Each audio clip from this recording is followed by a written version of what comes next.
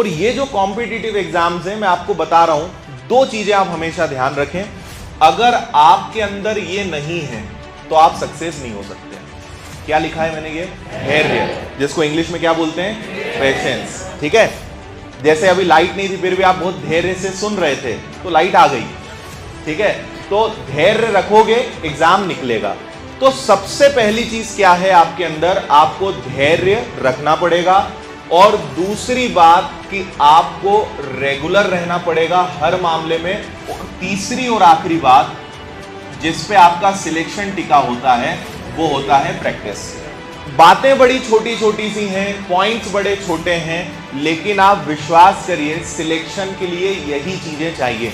मैंने यहां ऐसा बिल्कुल नहीं कहा कि आपके अंदर बहुत टैलेंट होना चाहिए, आप बहुत पढ़ने लिखने वाले बच्चे रहे हों स्कूल से, आप बहुत सिंसियर हों, ये सब नियम चाहिए ही नहीं। मैं बता रहा हूं, आप स्कूल में कितने ही गधे रहे हों, आप कितने ही कम पढ़ने लिखने वाले रहे हों, कुछ भी आप रहे हों, वो कभी फर्क नहीं पड़ता अगर व्यक्ति अब सुधर जाए। असफल वो होगा, मरेगा तो वो जो अब भी ना सुधरे। समझ में आ रही है बात?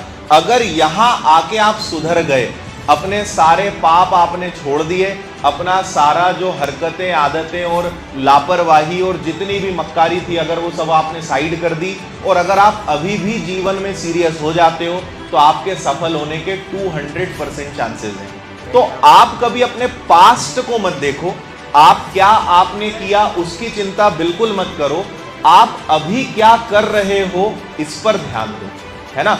आप मुझे बताओ, कई लोग पछताते हैं कि काश ऐसा हो जाता, काश मेरे घर वाले मुझे पहले अच्छी स्कूल में पढ़ा देते, अब कुछ हो सकता है। ये सोचने से क्या होगा? कर सकते हो तुम कुछ ऐसा? कुछ नहीं कर सकते। पास्ट को बदलना किसी के हाथ में नहीं है, लेकिन अच्छा भविष्य लाना अभी भी आपके हाथ में है। और अच्छे भविष्य के लिए काम कब करना पड़ेगा? वर्तमान में। देखो, तीनों चीजों का रोल है।